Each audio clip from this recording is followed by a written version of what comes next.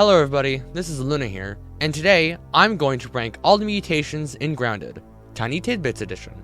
This is going to be a pretty simple video. I'm going to go through all the mutations in Grounded and rank them based on what their uses are. I won't be ranking something like Hauling Hero in the context of combat, so I won't rank something based on a use it doesn't have. I hope that made sense. The ranking itself will happen on a 7-tier system: S, A, B, C, D, E, and F. S being the very best, and F being the very worst. Oh, and most importantly, this is my opinion. You may not agree with my opinions, and that's okay. This is not an objective ranking. Mutations with multiple phases will only be ranked on their final phase, because ranking each phase for every mutation would be hell. Now, along with the ranking of the mutations, if applicable, I will give a possible fix or buff to them. If I don't say anything about a fix, it's because I don't have one. Alright, one last thing, I promise. This is the Tiny Tidbits edition, meaning I will also be overviewing and ranking the mutation changes in Apex Predator's Tiny Tidbits mod, if applicable, since some don't change. Whew, sorry, that was a lot. Anyway, with all that said, here we go. Meat Shield increases your max health by 50 points. It can be bought from the science shop before having to collect any burgle chips for 3000 raw science. This mutation is good in the early game since you don't have a lot of mutations and it's pretty cheap. Not to mention that anything that increases max health is good no matter what stage of the game you're in. But there is one major caveat. The health increase isn't percentage based. So even if you're in New Game Plus 100 and have 1000 points of health, this is only going to increase it to 1050. I can appreciate it in the early game, but I can parry pretty much every attack from any creature, and health isn't an issue for that stage of the game. However, that doesn't mean that it's useless. B tier. For the Meat Shield fix, I think instead of having a flat, static plus 50 points of health, it should be plus 35% max health. I've done the math, and it seems that 35% more max health is the perfect number. At first, you won't get as much max health that you would be getting from the one that we have now, but the more health you have, the more health you'll get from Meat Shield. Here's how much health you'd get from Meat Shield now, including the health upgrades from Milk Molars, and here's how much you get from the new version. Now, if I did other math right, by the time you're in New Game Plus 5, your base max health, assuming you got all the Milk Molar health upgrades, should be 1025 points. And with this hypothetical Meat Shield fix, you would go up to 1383.75 points of health. With the old version, you'd only go from 1025 to 1075. I can totally see how this might be overpowered, and if it is, then maybe some more number tweaking would do the trick. But I do believe percentage-based buffs is the right direction. With the new fix, this would probably become an A+, or honestly, even an S tier. Buff Lungs is literally the stamina version of Meat Shield. It increases your max stamina by 50 points and can be bought from the science shop for 3000 raw science after collecting the Red Anthill Burgle chip. It's easy to get, and just as cheap as Meat Shield.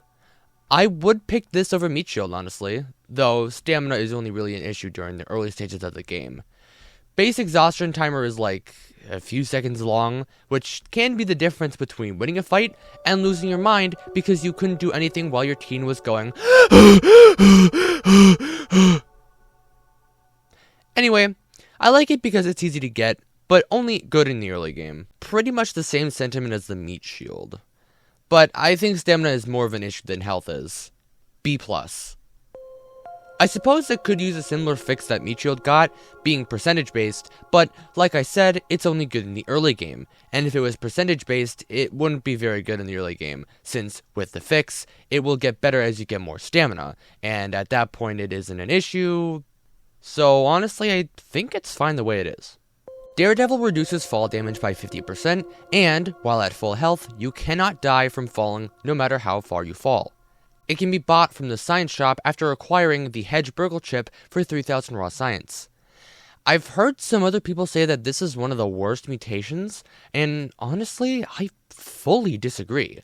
I usually have this mutation in my exploration loadout, which is what I use when I'm just running around doing stuff or exploring, usually containing mobility mutations. This, when I have enough slots, is one of the mutations I equip. I would certainly pick other mobility mutations over this one, but with enough slots, it will definitely be in there. I know fall damage isn't a huge issue, but sometimes you might slip off an edge or jumping off something is the quicker route. It is helpful. I do understand why people don't really like this mutation, as it fills a use that some people don't need it to, but fall damage does and will kill you if you happen to fall enough height. Not to mention in woe mode where fall damage is multiplied for whatever reason? No, seriously, what the hell, Obsidian? It's already hard enough. Plus, you could just equip it for a minute, then unequip it if you fall from a high height. This will get knocked down a few points because it is only for one function, where something like more stamina can be used anywhere really. So for this one, C+. Not bad by any means, only held back by its singular use case. Here's our first Tiny Tidbits change. Instead of reducing fall damage by 50%, it completely eliminates it. Yep, that's right, with this mutation, you now take 0 fall damage. And well, to be honest, it's still a C+ tier. Even with this buff, it still only has one use, but I guess it's better? Battle Buddies decreases the damage you deal to other players by 75%, while also decreasing the amount of damage you take from players by 75%. It can be bought from the science shop after obtaining the Pond Burgle chip for 3,000 raw science. So, I'm not sure if you knew this, but I don't play with other people. F tier. Okay, no, but really, I haven't really had a lot of experience with friendly fire being on, nor how much damage players do to each other, yet. So my ranking wouldn't be fair, but I guess I'll just throw it in C tier. It's probably at least decent in some way. Dissection Expert increases the drop chance of loot from creatures by 10%. It can be bought from the science shop after getting the Forgotten Burgle chip located in the Brawny Boy bin for 3,000 raw science. S+ tier.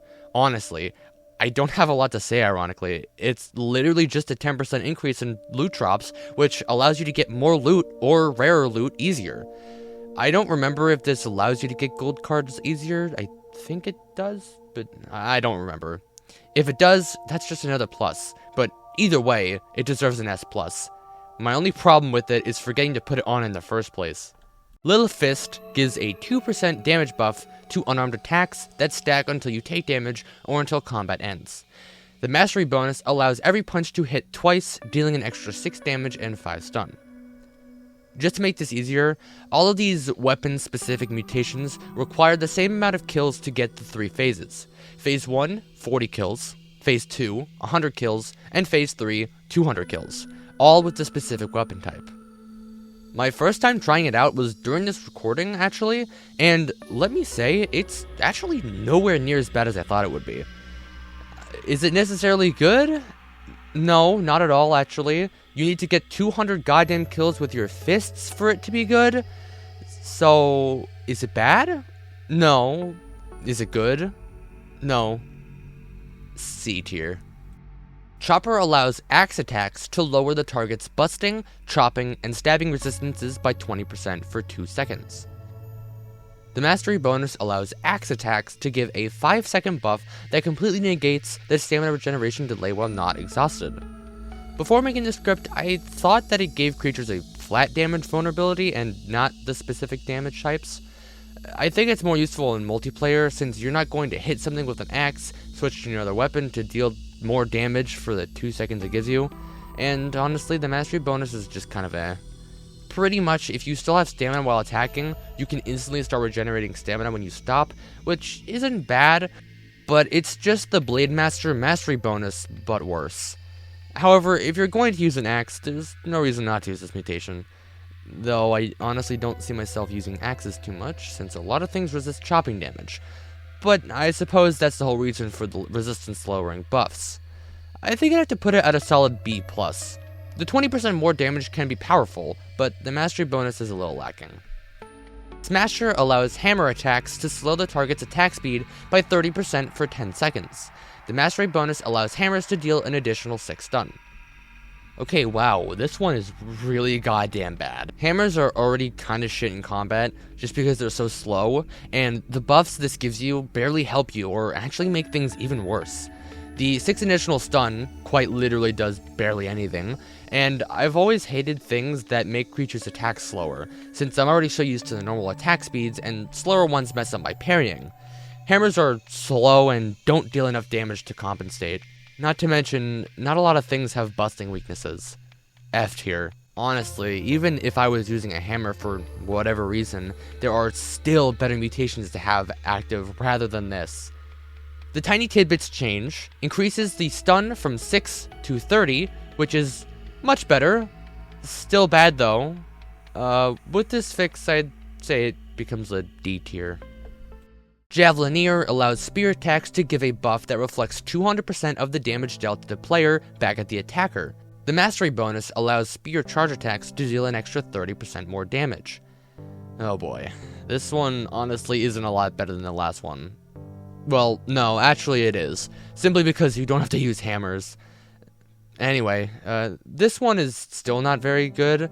The damage reflected isn't great because I'd rather not take damage, and the charge attack damage bonus isn't really worth it since charging takes a few seconds, and you'll most likely get hit before you can hit the charged attack. Though, with the Black Ox armor, this can be good with its sleek quick charge effect. B-. Tiny Tidbits changes the spear attack damage bonus from 30% to 78%. Well, I guess it's better, but it doesn't change a whole lot, just some numbers. B+. Assassin, along with being a funny name, allows dagger attacks to inflict bleed that deals 20 damage every second for 5 seconds. The mastery bonus lowers enemies' resistance to bleed by 25%. The bleed by itself is alright, but you're most likely going to be using this with the Wolf Spider Dagger or the Widow Dagger, so you'll also have the poison damage on top of the bleed, and that damage will add up pretty quickly, though they don't do a lot of damage themselves. But as you can see with the Assassin's armor set, this bleed can be pretty powerful. A-. Tiny Tidbits changes it so that the bleed effect damage is increased from 20 damage to 24. This would be a minor change that doesn't do much if the weakness to bleed wasn't increased to 100%. Yeah, now creatures take double the amount of damage from bleed now. A+. Sharpshooter gives bows and crossbows increased critical hit chance by 20%. The mastery bonus gives candy arrows special effects. Mint arrows slowly targets movement speed by 30% for 5 seconds, sour arrows deal an additional 10 stun, and spicy arrows inflict 8 damage over time that deals 10 damage every second for 5 seconds.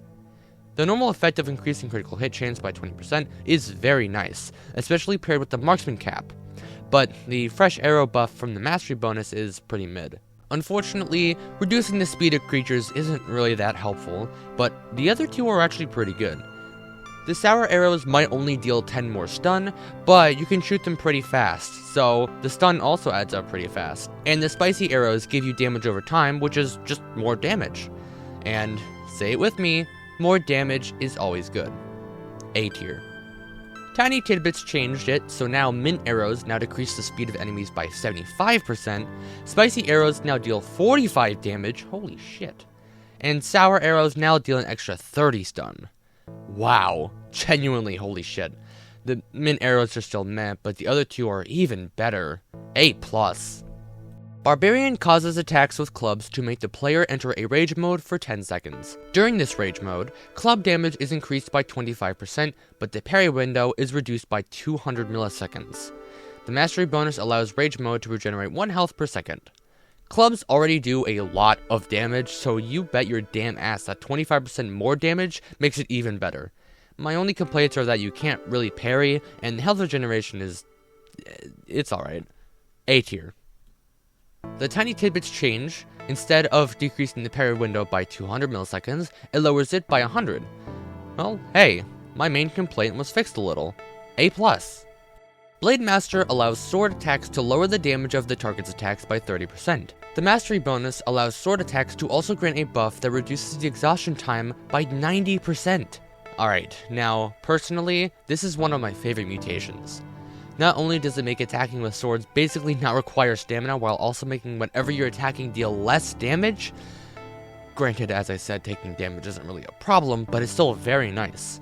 I'm giving this one an S tier, purely because the exhaustion timer reduction practically making stamina infinite.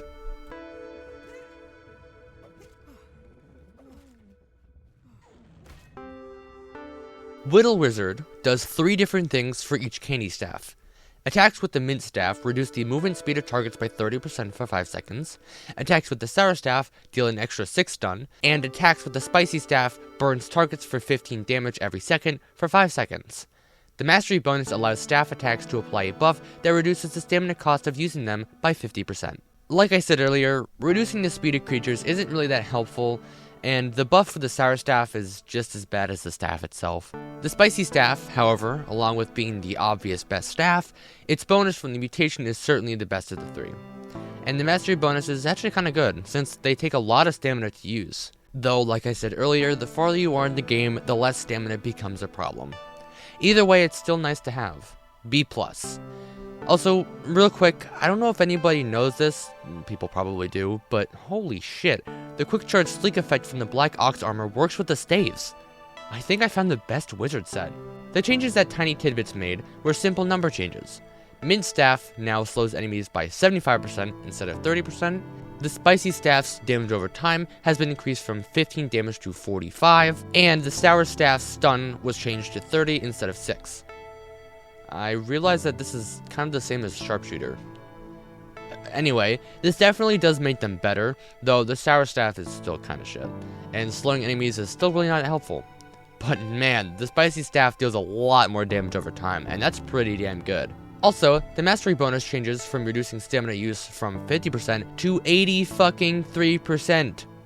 Holy shit! All this together does make this mutation a lot better. You use even less stamina now, and the spicy staff, the only one you're ever really going to use, is even better. A. Parry Master gives parries a 100% chance to refund 100 stamina. Each phase is obtained by parrying 20, 60, then 100 times. Very simple, but very good. In the early game. Sorry for saying that over and over again, but it's true. Parry Master is so unbelievably good in the early game, but really falls off during the late game. 100 stamina is 1 bar. Just 1. That's all of your stamina before any upgrades. Sure, for fights where you parry a lot, it can be pretty helpful, but at that point you might as well just have regenerated it instead. I'm not saying it's useless late game, but there are certainly other stamina mutations that are better. But it's super useful early game and also super easy to get, so I'm going to give it an A+. Grass Master increases chopping efficiency by 100% and allows harvesting grass to return 100 stamina. Each phase is obtained by chopping 50, 200, then 500 blades of grass. It also works for dry grass, burrweeds, eelgrass, and husky weeds. It's not a bad mutation, but when you have something like the Scythe of Blossoms, which cuts down things quickly, it becomes a little useless. The stamina you get back is nice, but again, for the 4,000th time, stamina becomes less and less of an issue. C tier. Rock Cracker increases busting efficiency by 100%, and each phase is obtained by busting 25, 60, then 105 rocks. It also works with salt clusters, toenails, charcoal, clay, and the various tiers of quartzite and marble, though not on any of the candies or pine cones. The ones where it would actually be useful. D tier. For my fix, I would make it work with candies and pine cones. Then I'd actually freaking use it. With my fix, it's a B tier. Hauling Hero increases your hauling strength by 15, and each phase is obtained by reaching coziness level 2, 3, then 4. Being able to haul more than 5 things at a time is really nice. Granted, the Brand Ant armor lets you haul 14 things at once, but it's only good when you're building your base. By the time you're later into the game, your base is most likely built for the most part, so you won't entirely be using it often. B tier. Coup de Grace increases critical hit chance by 5%. The 2 phases are obtained by discovering the 4-leaf clover and rolling a 20 with the D20 at the Minotaur Maze's end. Increasing your critical hit chance is always going to be very useful. There is truly no reason not to have this on during combat, especially since it's a percent increase. S+. Trapper Peeper increases damage dealt when dealing a critical hit by 60%. Each phase is obtained by collecting 20, 40, then 60 gold cards. On paper, this is one of the best combat mutations. It would be an S+, but it only has a 1% drop chance for most creatures, and passive creatures don't count. That means you'd need to get all the neutral creature cards, all of the angry creature cards, then get all the baby ants, ant queens, or the crow. Jesus. Extremely hard to get, but man does it pay off. Hey guys, Editing Luna here.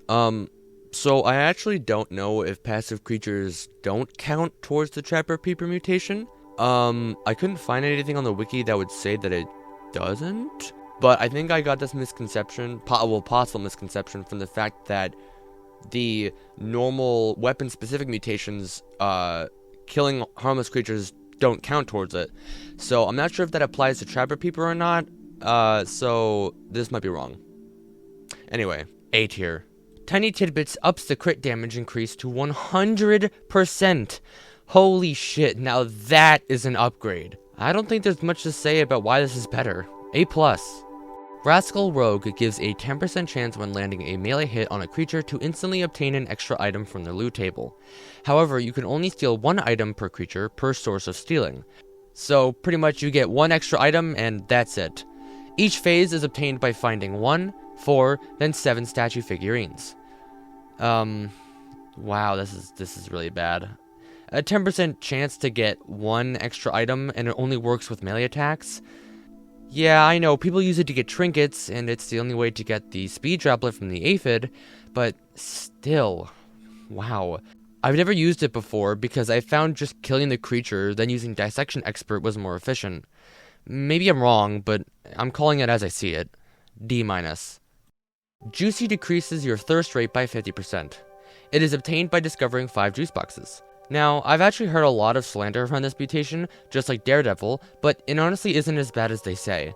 Though, I will say this, it's only good in the early game. Wow, a new idea. I've never heard that one before. Alright, but seriously, late game you're going to have your thirst and hunger drain rate upgraded, and you'll have plenty of things to drink from. Not to mention having access to the charcoal canteen, which essentially removes the need to drink water since dirty water is pretty much everywhere. But before that, it can be helpful, especially in the sandbox and charcoal grill spill area, since being in those areas naturally makes your thirst drain rate faster by 100%.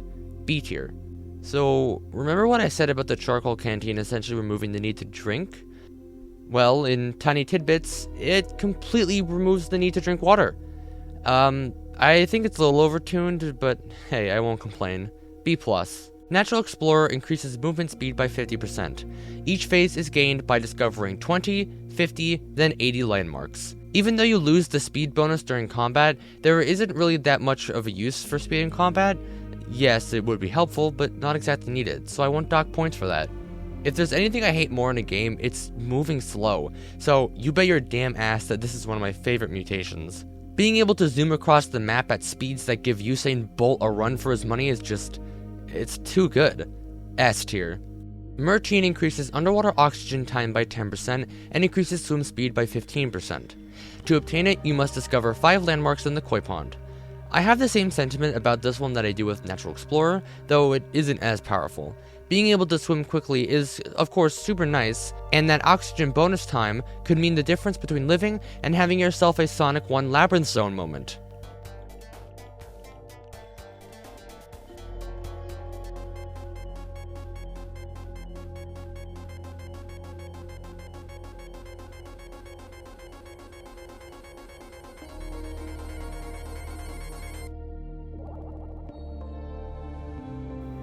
God, I fucking hated that zone.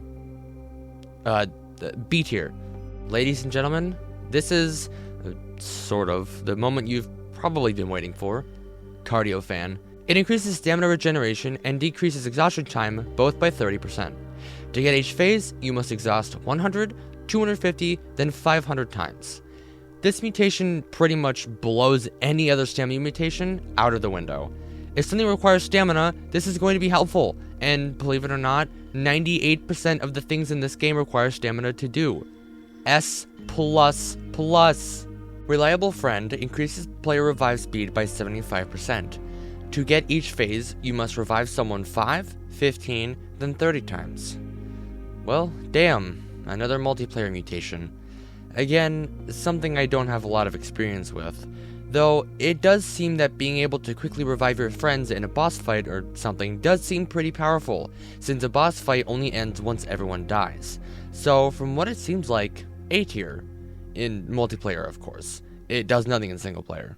Fresh Defense increases your resistance to gas and burning damage by 50%. It also reduces sizzle rate by 75%. To obtain each phase, you must eat 1, 5, then 10 mint shards. This mutation is extremely useful in the sandbox, charcoal spill, and while getting a spicy katana. A tier. Spicy Safety reduces damage taken from smashing and stabbing attacks by 50%. Both phases are obtained by eating 1, then 3 spicy shards.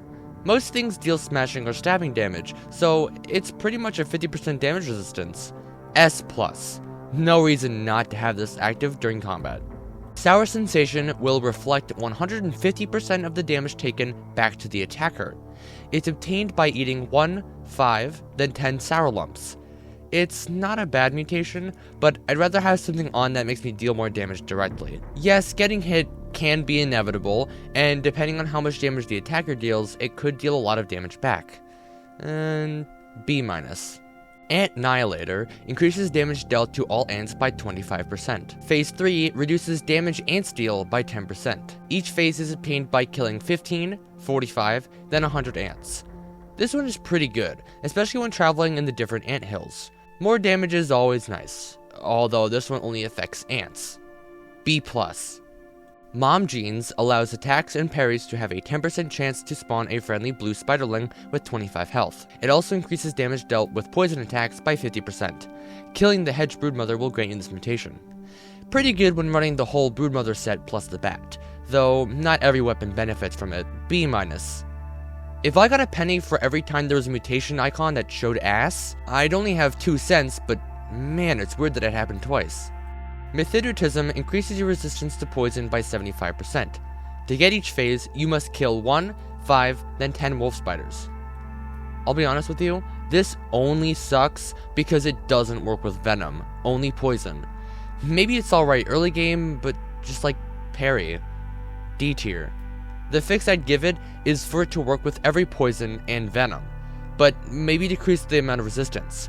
Or perhaps it only works with poison for the first 2 phases, but then phase 3 allows it to resist venom too. Either of these fixes would make it quite useful when fighting Black Widows. Yes, I know, I literally just said, just parry, but Black Widows are harder to parry and you're almost guaranteed to get hit. With this fix, it would be B+. Truffle Tussle allows unarmed attacks to have a 10% chance to create a fungal explosion, dealing 75 explosive damage to anything in its radius, and only activates when hitting a creature. To obtain it, you need to kill the infected ladybug in the haze lab. Yeah, this is really only good to blow up stuff instead of using bombs. Attacking with your fists is already pretty shit, and the explosive damage doesn't make up for it, and there aren't that many rocks to explode in the first place. F tier. Mysterious Stranger allows attacks to have a 2% chance to spawn a friendly mant to fight alongside you before eventually dying. He can deal 120 damage and 10 stun with his punch, 100 damage and 10 stun with his combo punch, and lastly 80 damage and 50 stun with his overhead smash. To get this, you must kill the mant. This mutation can be good, but honestly I've just never really used it. It's a 2% chance to activate, and sure, he does a lot of damage and stun, but I'd rather have something else that makes me deal more damage. With a summoner loadout though, it can be pretty powerful. B tier. Oh boy, here's the big one. Apex Predator. Using the club of the Mother Demon, it has a 20% chance to apply venom when attacking. The venom deals 45 damage every 5 seconds for 15 seconds and bypasses all poison resistances and immunities. Using the Scythe of Blossoms, it has a 20% chance when attacking to increase the Scythe of Blossoms attack speed by 25% for 10 seconds.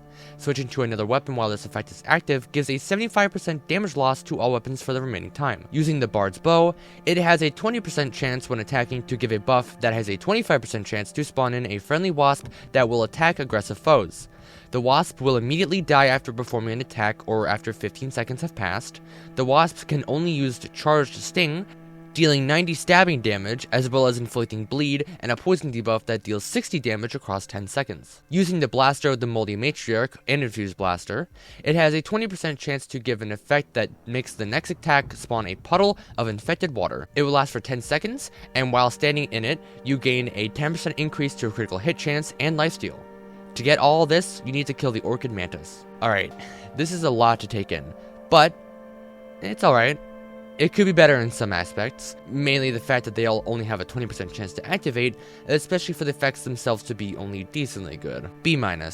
Tiny Tidbits changed it so that the Bard's Bow now has a 100% chance to give an effect that has a 50% chance to spawn a wasp instead of 20% and 25%. The Club of the Mother Demon's effect damage is increased from 45 damage to 150. The Scythe of Blossom's effect now increases attack speed by 40% instead of 25%. Well, holy damn, what an upgrade. This now makes the 20% chance worth it, and the Bard's Bow, well, the Wasp Summon is alright, I guess. A tier. Corporate Kickback allows blocked attacks to have a 5% chance to trigger an effect that will cause all melee attacks to replenish player life equal to the amount of damage they deal for 5 seconds. You need to defeat Director Schmecter to get it. By the time you get this, you'll be dealing a lot of damage, or, well, should be. It might only be a 5% chance, but if you're parrying or blocking a lot, it's gonna activate a lot. Though, because of that, it's really only useful during boss fights. Either way, A tier. Tiny Tidbits increased the chance of it activating to 10%. Well, now it's just 5% better. A+. Shocking Dismissal allows blocked attacks to have a 20% chance to trigger an effect that will turn the next melee attack into an electric AoE shock that deals 75 shock damage and 40 stun to any enemies nearby. Obtained by defeating the Assistant Manager. It's really nice to have on, since it deals some damage from doing things I'd normally be doing, which is blocking and parrying. I don't have a specific reason or scenario to have it on or off, so honestly, A tier? Yeah, we'll go with that. Tiny Tidbits changed it so that the activation chance is increased to 36%. Well, what do you know? Another simple change that makes it simply better. A+. Bardic Inspiration gives all of your bow and crossbow attacks a 20% chance to play a bardic melody. This melody has a chance to apply a buff to the user and all nearby players for 10 seconds. Attack Aria increases damage of all attacks by 20%. Critical Concerto increases critical strike chance by 10%. Obstinate Overtune reduces damage taken by 25%. Only one of these 3 bard buffs may be active at one time. And, with the sleek Bard's Tudor on, you have a 20% chance to also play Soothing Sonata, which has a 25% chance to heal 5 health for every 2 seconds for 10 seconds. Soothing Sonata can be active together with one of the other 3 buffs. Obtained by killing the Wasp Queen. In multiplayer, this feels like it could be so unbelievably goated. Being able to give you and your fellow teens buffs is super powerful. But with that said, it's only really good in multiplayer. In single player, it can still be good, just not nearly as good as multiplayer. S+ for multiplayer, but like a B+ for single player. It couldn't get any better. Could it? Tiny Tidbits changed it so that Attack Aria's chance to activate is increased to 50% and increases the attack damage buff to 87%. Critical Concerto's chance to activate is increased to 23% and increases the critical hit chance buff to 84%. Obstinate Overtune's chance to activate is increased to 50% and increases the damage reduction to 50%. Holy shit. I think this might be a little overpowered, honestly. Maybe more so in games with like 3 or 4 people, but still, wow. It's another simple number increase, but damn is it good.